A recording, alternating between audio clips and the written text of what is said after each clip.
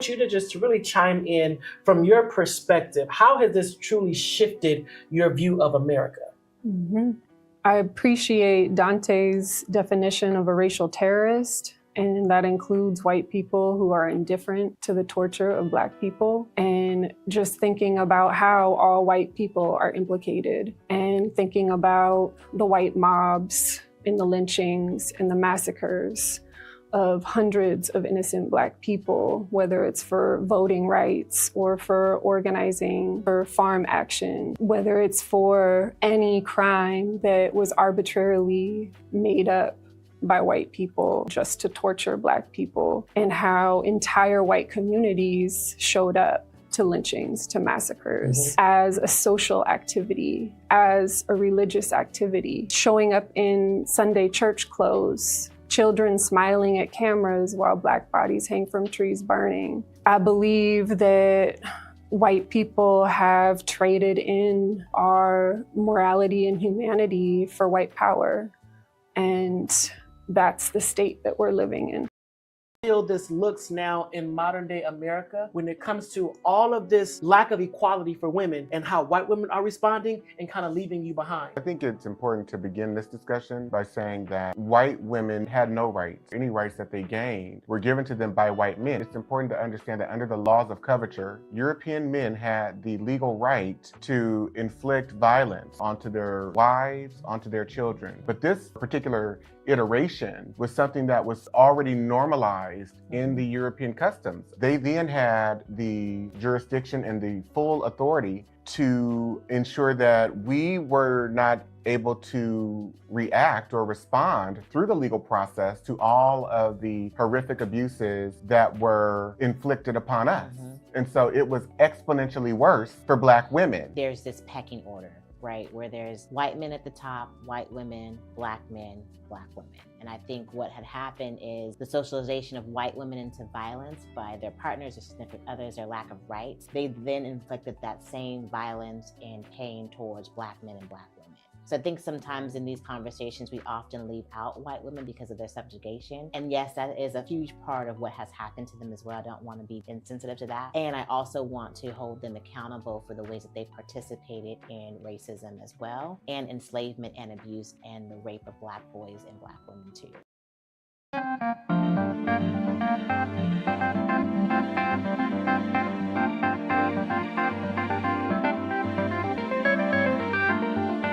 How does the socio-political experiences of white differ from Blacks? In one frame, the sociological ideas that have been created about Black people, projected onto Black people, but also that have been created to establish and define who white people are and how they see themselves. When we talk about how that feeds into the political, white people as a political organization are ascribed rights, privileges, advantages. So race as a political variable serves them for the purposes of the positions that they take as individuals, as well as a collective group. So when we talk about how whiteness serves white people sociopolitically, I'm inclined to think about one of the articles I referenced in my book as it pertains to this white guy, John Corcoran. He was incapable of reading. And in this article, he says, at teacher conferences, my teacher told my parents, he's a smart boy, he'll get it. And they moved me on to the 3rd grade. As a white boy being moved through an educational system that says you actually have to demonstrate that you're capable of reading, writing, arithmetic, right? He didn't have to be capable of any of that. And the teachers maintained that he was a smart boy. Which Black children do you know that in the face of their inability to demonstrate that they can read, they would have a belief maintained about them that they are smart children? It does not work that way for us.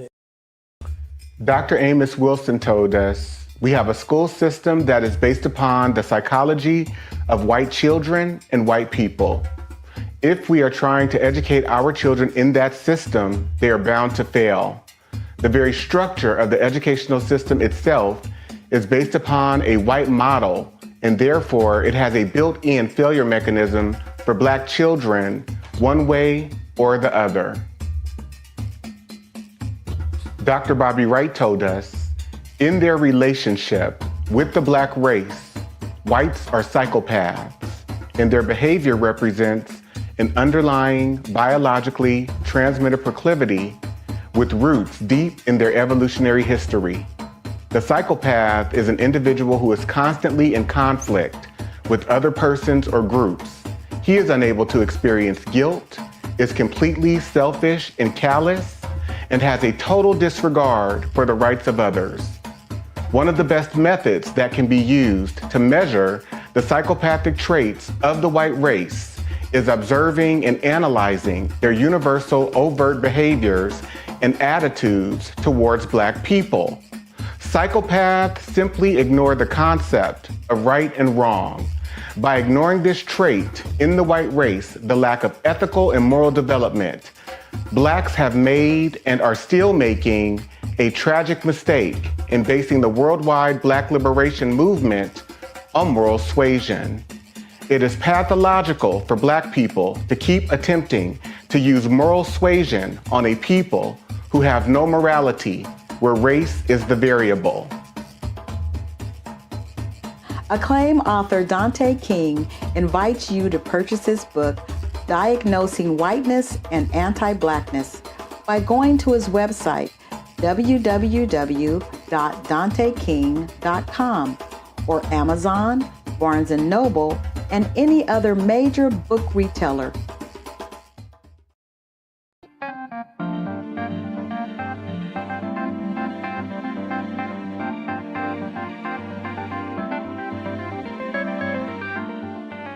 Black men are experiencing, after slavery, things like convict leasing, being pursued by the legal system to be put back into another form of enslavement. They are coming up missing, they're being murdered, being lynched by the dozens, and there's just no protection for Black women.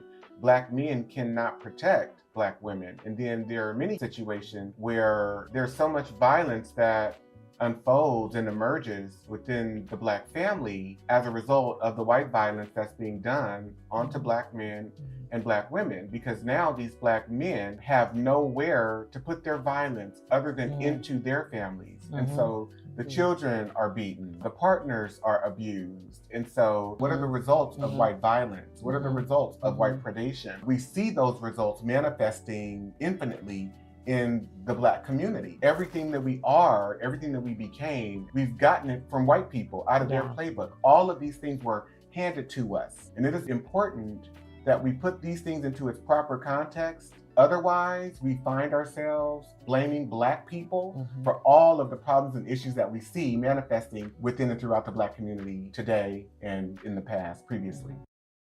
The author of the book some time to speak directly to the audience. Tell them what you know they need to hear, and the takeaway from these 10 episodes that wonderfully, thoughtfully, and lovingly unpack the chapters of your work. The last thing that I would like to leave all of you with is a call to action. Read the book, study the book with your friends and family. Take it one chapter at a time and highlight, read, reread the information contained in each of the chapters, as well as the reflection questions that are at the end of each chapter, because we have to understand we've normalized violence against African American people. We have lost all regard of our humanity towards African American people. This is a call to action to regain a sense of your own humanity in regards to how you come to knowing, understanding, making meaning about who you are in relationship to Black people, and how have you been tainted and corrupted by white rulership and white racial control. This is a lifetime journey for me. I know that I will be in recovery from white supremacy and anti-Blackness throughout my entire life. And so I'm calling us to be greater people, greater advocates for each other, greater in our understanding. So thank you so much for being a part of this experience. I hope it serves you well. I hope it serves your family well. I hope you can go out and be recommitted to supporting, uplifting, believing Black people. Thank you.